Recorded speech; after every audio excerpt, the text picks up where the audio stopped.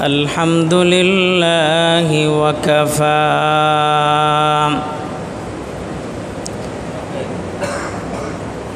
وعلى آله وأصحابه الذين اصطفى وعلى آله وأصحابه الذين آثروا الهدى على الدجى وسلم تسليما كثيرا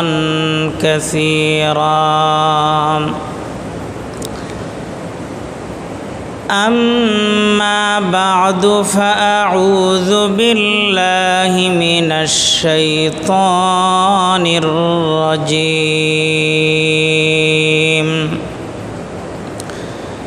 بسم الله الرحمن الرحيم إن الصلاة تنهى عن الفحشاء والمنكر وقال تعالى في مقام آخر يا أيها الذين آمنوا استعينوا بالصبر والصلاة وقال تعالى في مقام آخر وأقم الصلاة طرفي النهار وزلفا من الليل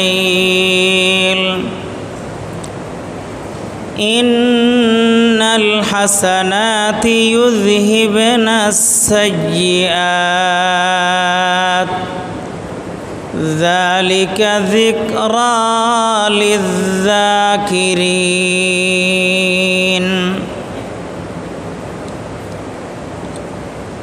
وقال سيدنا رسول الله صلى الله عليه وسلم الصلاة عماد الدين فمن أقامها أقام الدين ومن هدمها هدم الدين أو كما قال النبي عليه الصلاة والسلام سبحانك لا علم لنا إلا ما علمتنا إنك أنت العليم الحكيم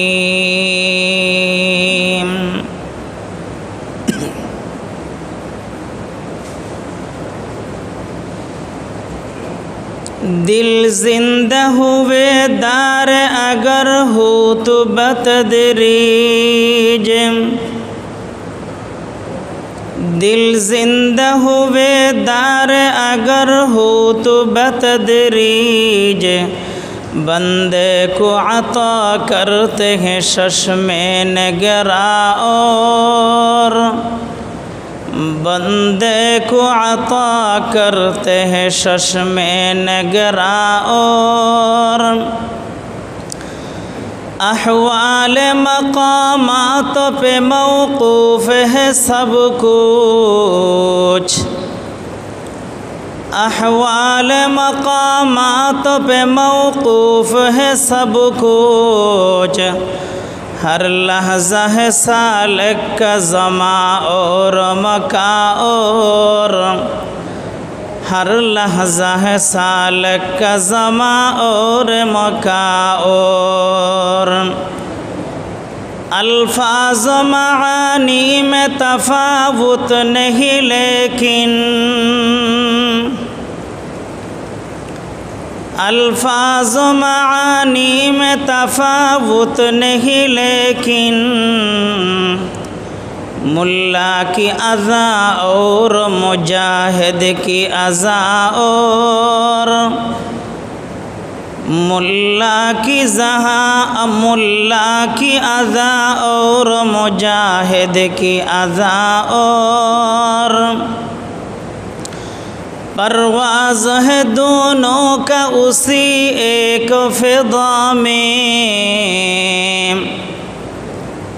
परवाज़ है दोनों का अगर एक फ़िज़ा में कुर्गिस का जहाँ और है शाही का जहाँ और कुर्गिस का जहाँ और है शाही का जहाँ और सबाई मोहब्बतर शहीद दरूद शरीफ पढ़ी अल्लाहुम्मा सल्लि अला मुहम्मदिन व अला आलि मुहम्मद कमा सल्लैत अला इब्राहीम व अला आलि इब्राहीम इन्नका हमीदुम मजीद अल्लाहुम्मा बारिक अला मुहम्मदिन व अला आलि मुहम्मद कमा बारकता अला इब्राहीम व अला आलि इब्राहीम इन्नका हमीदुम मजीद। महान अल्लाह ताआलार असंख्य अगणित मेहरबानी जिनी अत्यंत दया करे माया करे मेहरबानी करे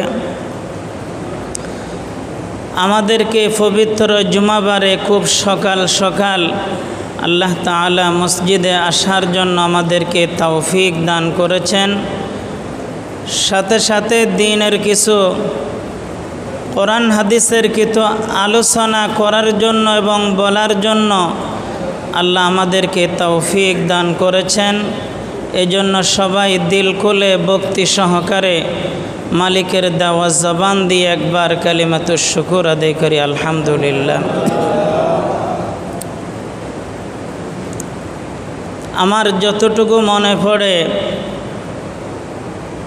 গত জুমাতে আমি আপনাদের সামনে নামাজ সংক্রান্ত কিছু বিষয় নিয়ে আলোচনা করছি।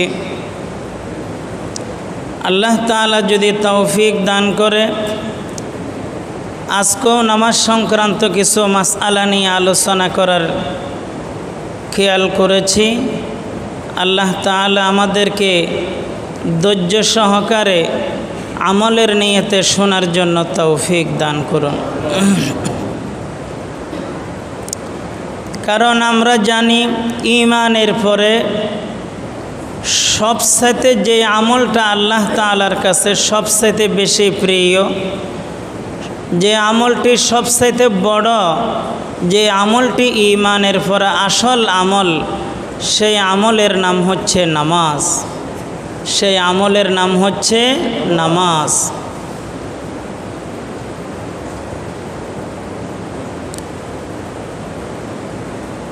যে ব্যক্তির নামাজ আছে সে ব্যক্তির দুনিয়াও সুন্দর আখিরাতও সুন্দর। যে ব্যক্তির নামাজ আছে সে ব্যক্তির দুনিয়াও সুন্দর, কিও সুন্দর, আখিরাতও সুন্দর।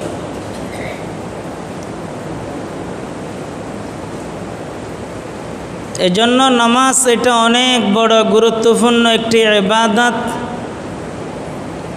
মানুষ দুনিয়াতে সুন্দর অর্থ কি? মানুষ দুনিয়াতে অপরাধ মুক্ত জীবন যাপন করবে, মানুষ দুনিয়াতে অভাব মুক্ত জীবন যাপন করবে, মানুষ দুনিয়াতে গুনাহমুক্ত জীবন যাপন করবে। এই ইচ্ছে যদি কেউ করে তার জন্য আবশ্যক হলো নামাজ। তার জন্য আবশ্যক হলো কি? নামাজ। কোনো ব্যক্তি যদি নামাজ পড়ে সেই ব্যক্তি অপরাধমুক্ত জীবন যাপন করতে পারবে। এক নাম্বার, কোনো ব্যক্তি যদি নামাজ পড়ে সে ব্যক্তি গুনাহমুক্ত জীবন যাপন করতে পারবে। যদি কোনো ব্যক্তি যদি নামাজ পড়ে তাহলে সে অভাবমুক্ত জীবন যাপন করতে পারবে। এই জিনিসগুলা দুনিয়াতে আমাদের জন্য জরুরি কিনা বলেন? এই জিনিসগুলা দুনিয়াতে আমাদের দরকার আছে না নাই বলেন?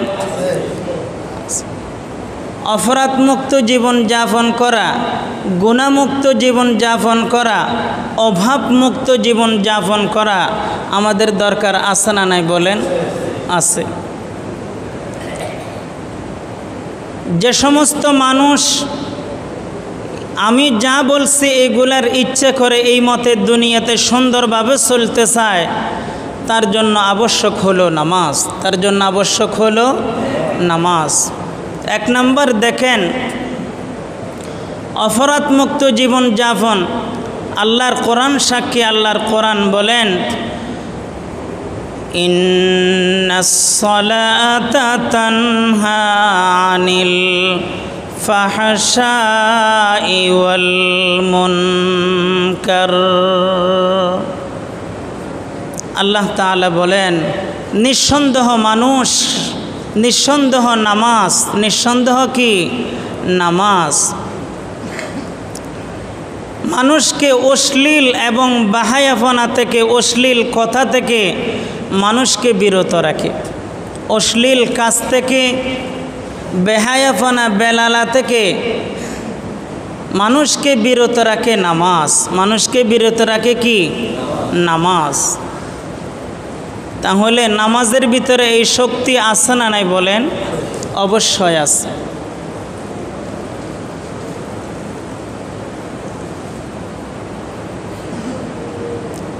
এই আয়াত আমাদেরকে বোঝায়, যদি কোনো ব্যক্তি যদি নামাজ পড়ে সে চোর হতে পারে না। বলেন, সে কি হতে পারে না? চোর হতে পারে না। নামাজি কখনো কি হতে পারে না? চোর হতে পারে না। নামাজি কখনো সন্ত্রাস হতে পারে না। কারণ রাসূলুল্লাহ সাল্লাল্লাহু আলাইহি ওয়াসাল্লাম অপর হাদিসের ভিতরে আছে, নামাজ এটা হচ্ছে ঈমানের আলামত। নামাজের এটা হচ্ছে কিসের আলামত? কোনো ব্যক্তি নামাজ পড়ে এটা আলামত হচ্ছে তার ভিতরে ঈমান আছে, আলামত হচ্ছে তার ভিতরে কি আছে?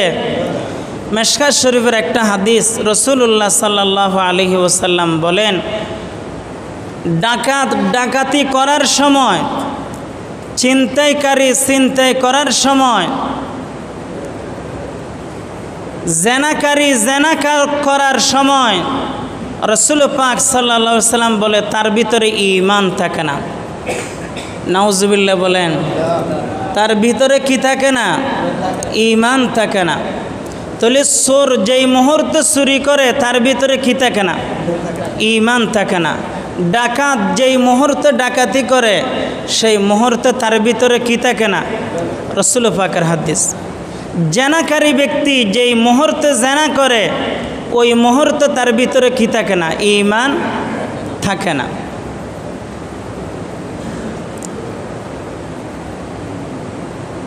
তাহলে ঈমান কি করে? ঈমান ওই ব্যক্তি থেকে বের হয়ে যায়। ঈমান ওই ব্যক্তি থেকে কি হয়ে যায়? বের হয়ে যায়।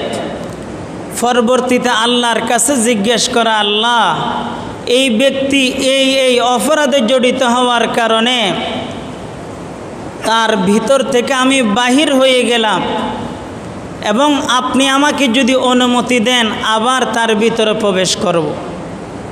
তাহলে বলেন, আল্লাহ অনুমতি দিলে তার ভিতরে ঈমান ঢুকে, না হয় তার ভিতরে কি ঢুকে না? ঈমান ঢুকে না। তাহলে কোনো ডাকাত, কোনো জেনাকারী, কোনো ছিনতাইকারী, চোর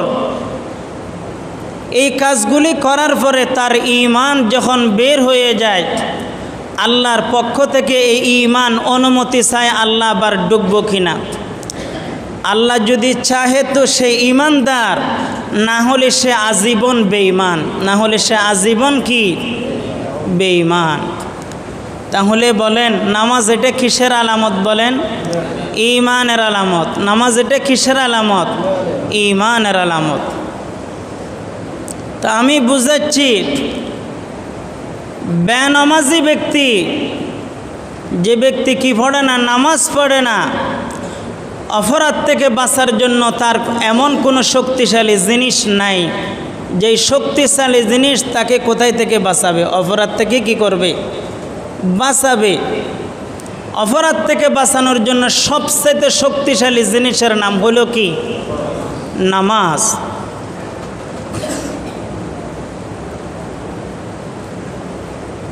তাহলে যারা নামাজ পড়ে, আল্লাহর কোরআন সাক্ষী, নবীর হাদিস সাক্ষী, তারা অপরাধ মুক্ত জীবন যাপন করবে। কি মুক্ত জীবন যাপন করবে? বলেন অপরাধ মুক্ত জীবন যাপন করবে। রাসূল পাক সাল্লাল্লাহু আলাইহি ওয়াসাল্লামের আরেকটা হাদিস, না কোরআন কারীমের আয়াত সাক্ষী, যে ব্যক্তি নামাজ পড়ে নামাজি হবে, সে ব্যক্তি গুনাহমুক্ত জীবন যাপন করবে। বলেন সুবহানাল্লাহ। সে ব্যক্তি কি মুক্ত জীবন যাপন করবে? বলেন গুনাহমুক্ত জীবন যাপন করবে। আল্লাহ তাআলার কোরআন কারীমের আয়াত, আল্লাহ পাক বলেন ওয়াকিমিস সালাতা তারাফাইন নাহার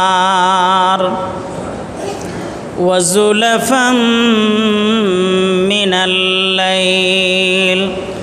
আল্লাহ তাআলা বলেন, হে মুহাম্মদুর রাসূলুল্লাহ সাল্লাল্লাহু আলাইহি ওয়াসাল্লাম, আপনি দিনের 2 ভাগে নামাজ কায়েম করুন, রাতের কিছু অংশে নামাজ কায়েম করুন। সুবহানাল্লাহ। আল্লাহ পাক বলেন, যদি নামাজ কায়েম করেন এই সময়ে কি হবে? আল্লাহ পাক বলেন, ইন্নাল হাসানাতি ইউযহিবনাস সাইয়্যাত। আল্লাহ পাক বলেন, নামাজ হলো সবচাইতে ভালো আমল। নামাজ হচ্ছে সবচাইতে কি আমল? বলেন। আর ভালো আমল গুনাহকে ধ্বংস করে দে। বলেন সুবহানাল্লাহ। ভালো আমল গুনাহকে কি করে দে? বলেন ধ্বংস করে দে। এটা আল্লাহর কোরআন সাক্ষী। তাহলে নামাজ পড়লে গুনাহ মাফ হয়ে যাবে। নামাজ পড়লে কি মাফ হয়ে যাবে? গুনাহ মাফ হয়ে যাবে। রাসূল পাক সাল্লাল্লাহু আলাইহি ওয়াসাল্লামের হাদিস সাক্ষী, কোনো ব্যক্তি যদি ফজরের নামাজ পড়ার পরে জোহর পর্যন্ত গুনাহ করে, জোহরের নামাজ পড়ার কারণে তার গুনাহগুলি মাফ হয়ে যায়। বলেন সুবহানাল্লাহ। রাসূল পাক সাল্লাল্লাহু আলাইহি ওয়াসাল্লাম বলেন, জোহরের পর যদি কেউ কোনো গুনাহ করে, আসরের নামাজের মাধ্যমে তার পূর্বের গুনাহ মাফ হয়ে যায়। বলেন সুবহানাল্লাহ। আসরের পরে যদি কেউ গুনাহ করে, মাগরিবের নামাজের দ্বারা তার গুনাহগুলি মাফ হয়ে যায়। বলেন সুবহানাল্লাহ। রাসূল পাক সাল্লাল্লাহু আলাইহি ওয়াসাল্লাম বলেন, মাগরিবের পর যদি কেউ গুনাহ করে, এশারের নামাজ জামাতের সাথে পড়ার দ্বারা তার গুনাহগুলি মাফ হয়ে যায়। বলেন সুবহানাল্লাহ। রাসূল পাক বলেন, এশারের পর যদি কেউ কোনো গুনাহ করে, ফজরের নামাজ জামাতের সাথে পড়ার কারণে আল্লাহ তার গুনাহগুলি মাফ করে দিবেন। বলেন সুবহানাল্লাহ। তাহলে কোরআন এবং হাদিস থেকে বোঝা গেছে, নামাজ এমন শক্তিশালী জিনিস, নামাজিকে গুনাহমুক্ত জীবন যাপন করার তৌফিক দান করে। বলেন সুবহানাল্লাহ। তাহলে নামাজ পড়লে মানুষ গুনাহমুক্ত কি জীবন যাপন করতে পারে।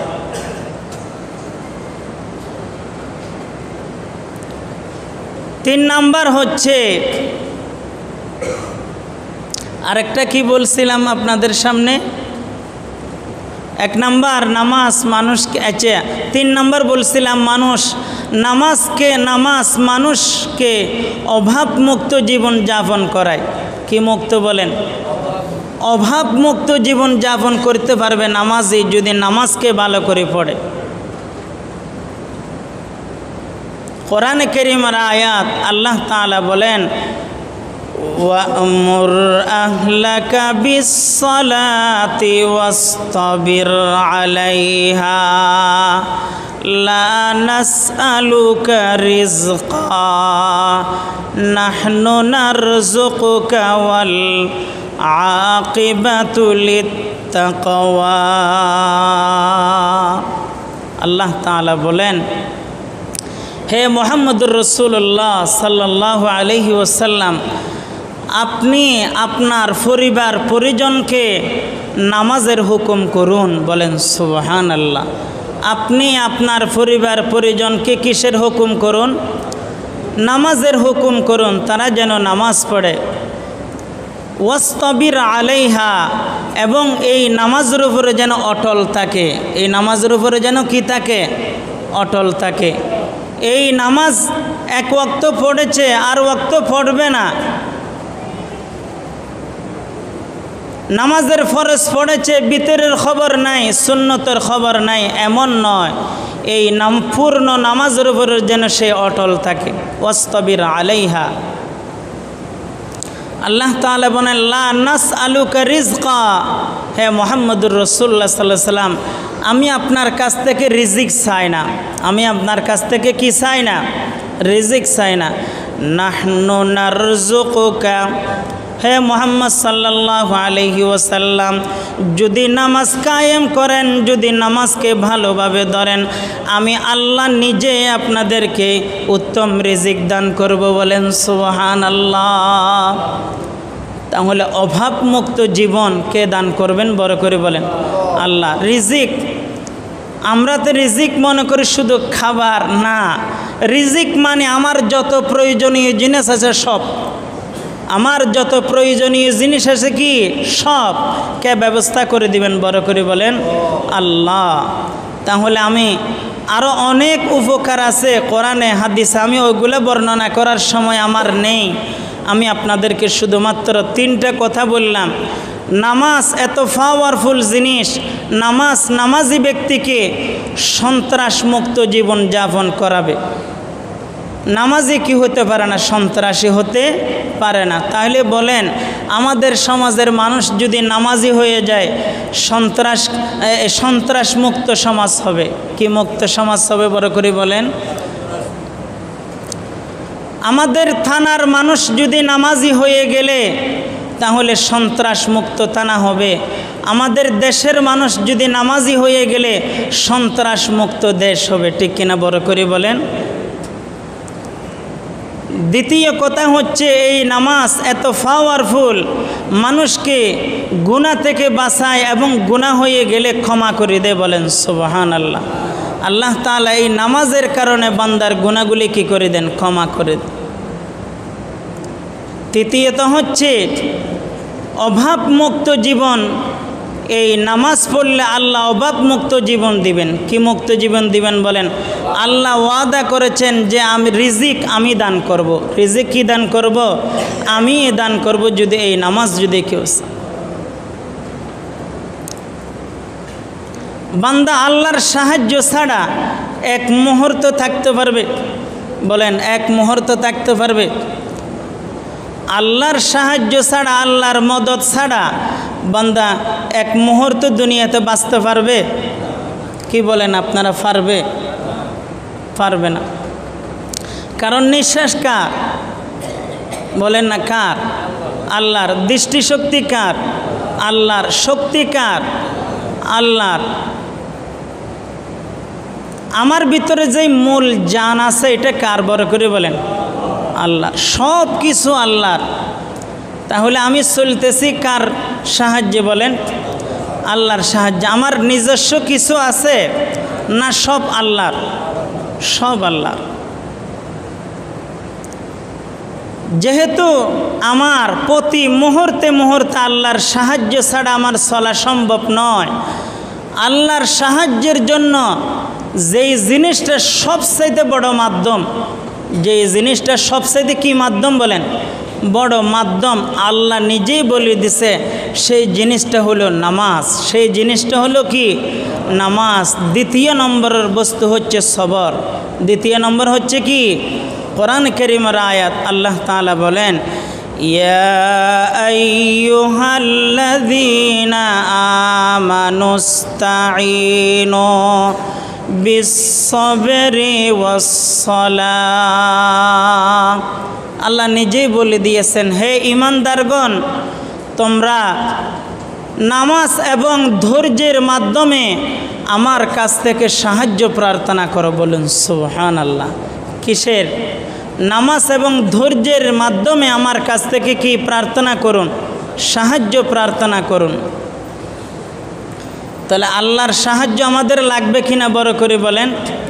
যদি আমাদের পক্ষে আল্লাহর সাহায্য থাকে, আল্লাহর মদত যদি মুসলমানদের পক্ষে থাকে, বলেন পৃথিবীর কোনো শক্তি কি মুসলমানদের দিকে চোখ রাঙ্গায় তাকাতে পারবে? মুসলমানদের দিকে কি চোখ তুলে তাকাতে পারবে? সেই সুযোগ আছে? তাহলে বুঝতে হবে আজকে আমরা নিষ্পেষিত কেন, আজকে আমরা নির্যাতিত কেন। তাহলে বুঝতে হবে এই দুই জিনিসের ভিতরে সবর এবং নামাজের মাধ্যমে আল্লাহর কাছ থেকে যে সাহায্যের কথা ছিল, এখানে আমাদের ত্রুটি এসে গেছে। ঠিক কিনা বড় করে বলেন। দেখেন, আমি প্রতি জুমাতে বলি, আমাদের ভিতরে যারা নামাজি আছি, এই নামাজিগুলো কেমন নামাজি যে আমরা যাকে যেভাবে দেখছি সেইভাবে নামাজ পড়তেছি, এমন নামাজি। নামাজ আমরা শিখি নাই, নামাজ আমরা কি করি নাই? শিখি নাই। নামাজ না, পৃথিবীর সমস্ত এবাদত হবে, নামাজে পরিণত হবে যদি এই নামাজের ভিতরে, এই ইবাদতের ভিতরে মুহাম্মদুর রাসূলুল্লাহ সাল্লাল্লাহু আলাইহি ওয়াসাল্লামের তরিকা পদ্ধতি মতো হলে। ঠিক কিনা বড় করে বলেন। ঠিক কিনা বড় করে বলেন। 1000 বছর যদি একজন ব্যক্তি নামাজ পড়ে, মুহাম্মদুর রাসূলুল্লাহ সাল্লাল্লাহু আলাইহি ওয়াসাল্লামের তরিকা মতো যদি না হয়, এই নামাজ হবে না। 1000 বছর যদি হজ করে, রাসূলুল্লাহ সাল্লাল্লাহু আলাইহি ওয়াসাল্লামের তরিকা মতো শরীয়ত মোতাবেক যদি না হয়, এই হজ কি হবে না? হজ হবে না। টাকা খরচ হবে কিন্তু কি হবে না? হজ হবে না। মানুষ আপনাকে নামাজি ডাকবে, হাজী সাহেব ডাকবে, দানি ডাকবে, এটা দুনিয়াতে। কিন্তু আল্লাহর নবীর তরিকা মতো যদি না হয়, তাহলে এই এবাদত হিসেবে পরিগণিত হবে না। আমি আপনাকে বলতে চাচ্ছি, আমরা তো নামাজ পড়ছি, যাকে যেভাবে দেখছি ওইভাবে নামাজ পড়ছি। অথচ রাসূলুল্লাহ সাল্লাল্লাহু আলাইহি ওয়াসাল্লাম তার সাহাবীদেরকে বলেছেন, আমি যে হাদিস আপনাদের সামনে পাঠ করেছিলাম, আল্লাহ রসুল সাল্লাল্লাহু আলাইহি ওয়াসাল্লাম বলেন, সল্লু কামা রাআইতুমুনি উসাল্লি। হে আমার সাহাবীরা, তোমরা আমি নবীকে যেইভাবে নামাজ পড়তে দেখেছো সেইভাবে নামাজ পড়ো। বলেন সুবহানাল্লাহ। তাহলে নামাজে কার তরিকা মতো হইতে হবে বলেন? আল্লাহর নবীর তরিকা মতো হতে হবে। এজন্য আমাদেরকে নামাজ শিখতে হবে কিনা বড় করে বলেন? শিখতে হবে। আল্লাহর নবী যেভাবে নামাজ পড়েছে এইভাবে আল্লাহর নবীর নামাজের পদ্ধতি কি হাদিসের কিতাবের ভিতর আছে। রাসূল সাল্লাল্লাহু আলাইহি ওয়াসাল্লাম নামাজে কিভাবে দাঁড়াতেন, সাহাবীদেরকে কিভাবে কাতারবদ্ধ করতেন, হাদিসের কিতাবে আছে না নাই বড় করে বলেন? আছে। এইভাবে প্রত্যেকটা ক্ষেত্রে নামাজের মধ্যে রসুলকে অনুসরণ করলে এটা হবে নামাজ। এটা হবে কি? নামাজ। এজন্য আমি সংক্ষিপ্ত আকারে আপনাদের সামনে যেই কথা বলতে পারি নামাজের সময়, গত জুমাতে আমি বলছিলাম, আমার মনে আছে, কাতার সোজা করা সম্পর্কে। কি করা সম্পর্কে বলেন? কাতার সোজার গুরুত্ব বলছিলাম গত জুমাতে। আল্লাহ রসুল বলেছে, হে আল্লাহর বান্দা, কাতার সোজা করো, না হয় আল্লাহ তোমার চেহারাকে পরিবর্তন করে দেবে। নাউজুবিল্লাহ বলেন। তাহলে নামাজ পড়তেছি, নামাজ পড়ে চলে যাচ্ছি, জান্নাতের আশা করছি। আমাদের একটু সজাগ হওয়া দরকার। আমার নামাজ যদি কাতার যদি সোজা না হলে, আল্লাহ তো বলছে আমার চেহারা পরিবর্তন করে দেবে। কি করে দিবে? অপর এক হাদিসের ভিতরে আছে, রাসূলুল্লাহ সাল্লাল্লাহু আলাইহি ওয়াসাল্লামের এক হাদিসের ভিতরে আছে, তোমরা সাহাবীরা কাতার সোজা করো। তোমরা যদি কাতার সোজা না করো, এলোমেলো আগে পিছ করে যদি তোমরা কাতারের মধ্যে দাঁড়াও, তাহলে কি হবে? আল্লাহ তোমাদের অন্তরের ভিতরে, তোমাদের অন্তরের মধ্যে বিভেদ সৃষ্টি হবে। তোমাদের অন্তরের মধ্যে বিভেদ সৃষ্টি হবে। কি সৃষ্টি হবে? বিভেদ। একসাথে নামাজ পড়ি, ঠিক আছে, কিন্তু একে অপরের অন্তরের মিল নেই। ঠিক কিনা বড় করে বলেন? একে অপরের শেকায়ত, সমালোচনা সব কিছু চলতেছে। কেন? যে আমাদের কাতার সোজা হওয়ার মধ্যে কি আছে? ঝামেলা আছে। এই জন্য গত জুমাতে বলছিলাম, আজকে এই জুমাতে স্মরণ করাইয়ে দিচ্ছি, কাতার সোজা করা নামাজের সবচেয়ে গুরুত্বপূর্ণ জিনিস। নামাজের সবচেয়ে কি জিনিস? গুরুত্বপূর্ণ জিনিস কাতার সোজা করা। দ্বিতীয় নম্বর বলছিলাম, কাতারের মধ্যে খালি জায়গা থাকলে পূরণ করা। কাতারের মধ্যে খালি জায়গা থাকলে কি করা? পূরণ করা। অনেক সময় দেখা যায় করোনাকালীন সময় যেমন নামাজের মধ্যে ফাঁক ফাঁক করে এরে কী করছে? দাঁড়াইছে। এখনও মানুষ কি করে দাঁড়ায়? ফাঁক করে দাঁড়ায়। নামাজের বিধান, নামাজের মধ্যে কি ফাঁক করে দাঁড়া নাকি লেগে লেগে দাঁড়ানোর কথা আছে? বলেন। রস্সু সুফুফাকুম, রাসূলুল্লাহ সাল্লাল্লাহু আলাইহি ওয়াসাল্লামের হাদিস। নবীজি বলেছেন, তোমরা তোমাদের নামাজের কাতারকে মিলিয়ে মিলিয়ে কি করো? সারিবদ্ধ করো। আপনারা যদি আমার কথা বিশ্বাস না হয়, ইতিহাস তো বলার আমার সময় নেই। আপনারা হয়তো কেউ কেউ জানেন, অনেকে জানেন না। হযরত ওমর রাদিয়াল্লাহু তাআলা আনহু, খলিফাতুল মুসলিমিন, অর্ধ জাহানের বাদশাহ ওমর রাদিয়াল্লাহু তাআলা আনহুকে শহীদ করছিলেন, আঘাত করছিলেন নামাজের মধ্যে। কিসের মধ্যে বলেন? সবাই নামাজরত অবস্থায় ওমর খলিফাতুল মুসলিমিন ইমামতি করতেছে। এই অবস্থার ভিতরে যেই লোক, যেই মজুসি অগ্নিপূজক লুকিত ছিল, সেই ব্যক্তি ওখান থেকে বের হয়ে হযরত ওমর রাদিয়াল্লাহু তাআলা আনহুকে ছুরি দিয়ে আঘাত করছিল। কি দিয়ে? বিষাক্ত ছুরি দিয়ে কি করছিল? আঘাত করছিল। আমি আপনাদেরকে ইতিহাস বলা উদ্দেশ্য না, এখান থেকে এই কথাটা বলা উদ্দেশ্য। এই ব্যক্তি হযরত ওমরকে হত্যা করার, হযরত ওমরকে শহীদ করেছে, আঘাত করেছে। এই ব্যক্তি মসজিদ থেকে বের হইতে পারে নাই। এই ব্যক্তি মসজিদ থেকে কি হইতে পারে নাই? বলেন না, এই ব্যক্তি মসজিদ থেকে কি হইতে পারে নাই? বের দাঁড়াই থাকছে মসজিদের মধ্যে। কেন? সে এত বড় কাজ করছে, সে কি ফালিয়ে যাওয়ার মতো নয়? বলেন না, সে কি বাগিয়ে যাওয়ার মতো নয়? পালিয়ে যাওয়ার মতো। কিন্তু ফালিয়ে গেল না কেন? যে মুসলমানরা নামাজে দাঁড়াইছে, এত শক্তভাবে দাঁড়াইছে, এক অপরের সাথে এইভাবে লেগে দাঁড়াইছে, তার যাওয়ার কোনো সুযোগ নাই। সুবহানাল্লাহ। তাহলে আমাদের খালি জায়গা পূরণ করতে হবে কিনা বড় করে বলেন? লেগে লেগে দাঁড়াইতে হবে কিনা বড় করে বলেন? হবে। এজন্য আল্লাহর নবী সাল্লাল্লাহু আলাইহি ওয়াসাল্লাম সাহাবীদেরকে বলছেন, ওয়াসুদ্দুল খালালা, এ আমার সাহাবীরা, তোমরা নামাজের কাতারের খালি জায়গাকে পূরণ করো। খালি জায়গা থাকলে কি করো? পূরণ করো। হাদিসের ভিতর আছে, নামাজের মধ্যে খালি জায়গা রাখা এটা শয়তানের জন্য, শয়তানকে জায়গা করে দেওয়া। শয়তানকে কি করে দেওয়া? এটা হাদিসের কথা। কিসের কথা বড় করে বলেন?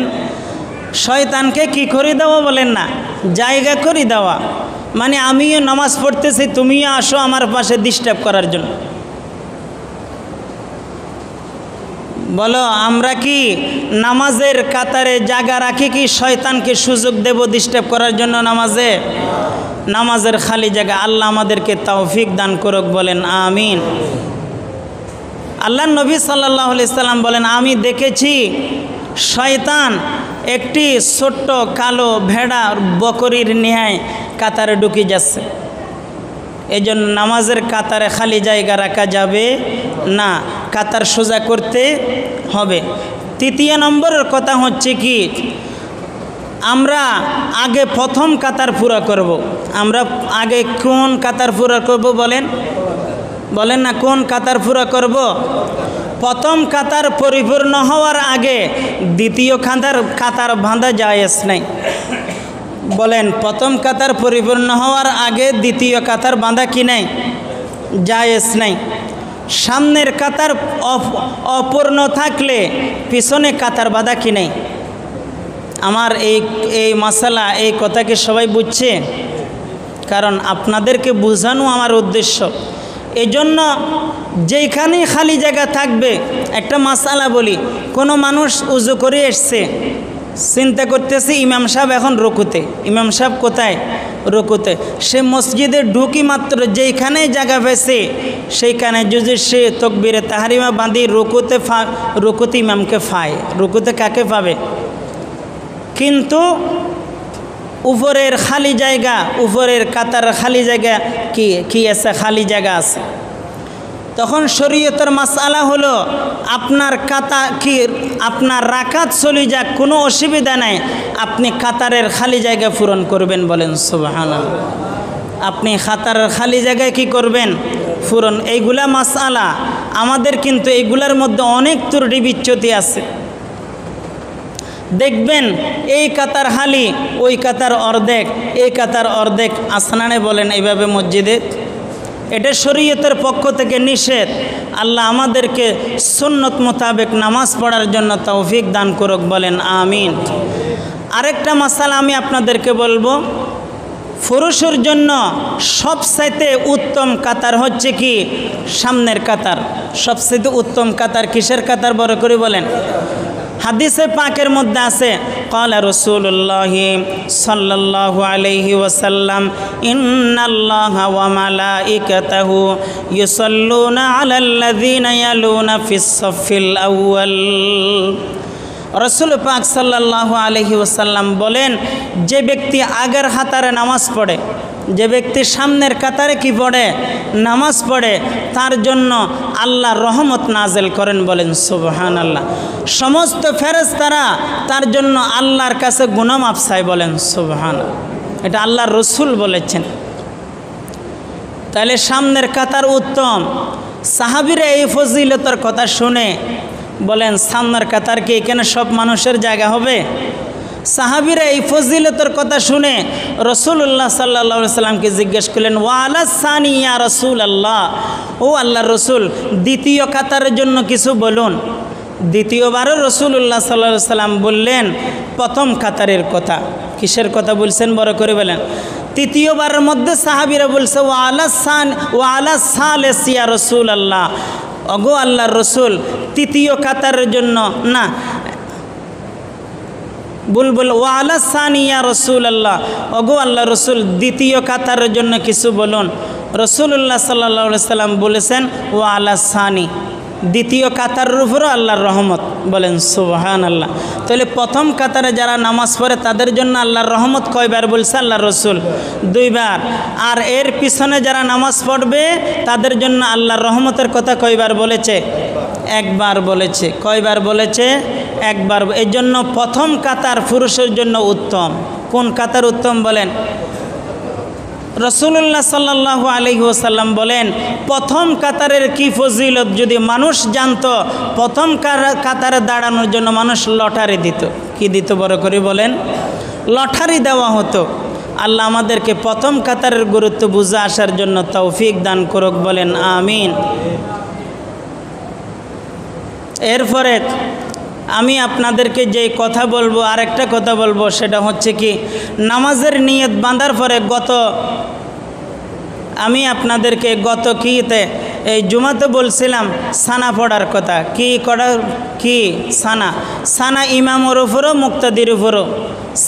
সানা ইমামও পড়বে, মুক্তাদিও পড়বে। ঠিক কিনা? বড় করে বলেন। এজন্য ইমামকে সজাগ থাকা দরকার, নিজেও যেন সানা পড়ে, মুক্তাদিদেরকেও যেন সানা পড়ার কি দে? সুযোগ দেয়। সানা পড়ার পরে এবার ইমামের কাজ শুরু। কার কাজ শুরু? বড় করে বলেন। আউযু বিল্লাহি মিনাশ শাইতানির রাজিম, বিসমিল্লাহির রহমানির রহিম, তারপরে সূরা ফাতিহা। ঠিক কিনা? বড় করে বলেন। হয় হুজুর, ইমাম সাহেব তো জানে, আপনি ইমামের কথা কেন বলেন? আমাদের কথা বলেন। আমি বলি ইমামতে জানে ঠিক আছে, কিন্তু আপনারা জানেন না বিদায় অনেকে সানা পড়ার পরে আউযুবিল্লাহ বিসমিল্লাহ অনেকে পড়ি ফেলাই। আসানা নাই বড় করে বলেন। আমি অনেক সময় মুক্তদি হই, নামাজ পড়ি, যে আমি অনেক সময় মানুষের পাশে নামাজ পড়ি শুনি আউযুবিল্লাহ বিসমিল্লাহ মুক্তদিন না, আউযুবিল্লাহ বিসমিল্লাহ কার? ইমামের, যিনি কেরাত পড়বে তার জন্য। এই মশালাটা আমি সবাইকে বুঝাইতে পারছি। জি, আরেকটা মশালা বলি, খুব খেয়াল করবেন। সূরা ফাতিহার মধ্যে 60টি আয়াত আছে। বলেন সূরা ফাতিহার মধ্যে কয়টি আয়াত আছে? 60টি আয়াত আছে। 7টি আয়াত 7 নিঃশ্বাসে পড়াটা রাসূল পাক সাল্লাল্লাহু আলাইহি ওয়াসাল্লামের সুন্নাত। বলেন সুবহানাল্লাহ। কয় নিঃশ্বাসে বড় করে বলেন? 7 আয়াত। কয় নিঃশ্বাসে? কেন? এই 7 আয়াত বান্দা যখন নামাজের মধ্যে পড়ে, প্রতি আয়াতের মধ্যে আল্লাহ উত্তর দেয়। বলেন সুবহানাল্লাহ। প্রতি আয়াতের পরে পরে আল্লাহ কি দেয়? উত্তর দেয়। তো এই জন্য কেউ যদি বলে আলহামদুলিল্লাহি গায়রিল মাগদুবি আলাইহিম ওয়ালাদ-দাল্লিন আমিন, এটা বালা নাকি আল্লাহ যেহেতু উত্তর দিচ্ছে 7 আয়াত 7 নিঃশ্বাসে পড়া উত্তম? বলেন। আমরা একা নামাজ পড়ি, ইমাম হয়ে নামাজ পড়ি, আল্লাহ আমাদেরকে 7 আয়াত 7 নিঃশ্বাসে পড়ার জন্য তৌফিক দান করুক। বলেন আমিন। আরেকটা সুন্নাহর কথা আজকে বলি ফেলি, হয়তো আগামী জুমাতে অন্য বিষয় মুহররম মাস নিয়ে আলোচনা করতে হবে, যেহেতু সময় ওদিকে ঘনাই গেছে। সূরা ফাতিহা এটা একটা দোয়া। বলেন সূরা ফাতিহা এটা একটা কি? পুরোটা দোয়া। আমরা আল্লাহর কাছে প্রার্থনা করছি, আবেদন করছি, আল্লাহও আমাদেরকে বলছে দোয়ার পর আমরা কি বলি? আমিন বলি না? সূরা ফাতিহা যখন শেষ হবে, ইমাম এবং মুক্তদি প্রত্যেকে কি পড়বে? বলেন আমিন বলবেন। কি বলবেন? বলেন। অনেকে সূরা ফাতিহা শেষ হয়েছে কিন্তু আমিন বলতে হবে এটা স্মরণ নাই।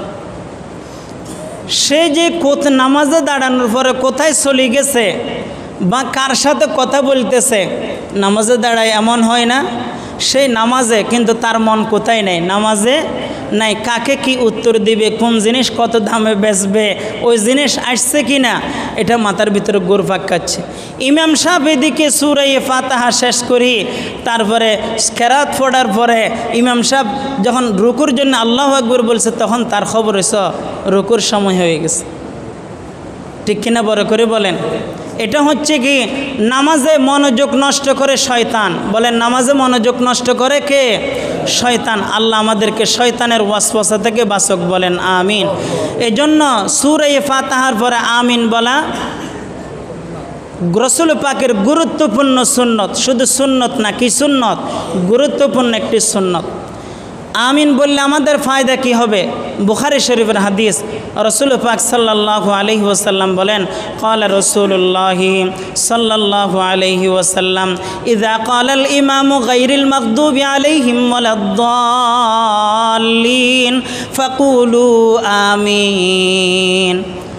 রাসূল পাক সাল্লাল্লাহু আলাইহি ওয়াসাল্লাম বলেন, ইমাম সাহেব যখন আমিন বলবে না, ওয়ালাদ-দাল্লিন বলবে, সূরা ফাতিহা শেষ করবে, তখন তোমরা আমিন বলো। তখন তোমরা কি বলো?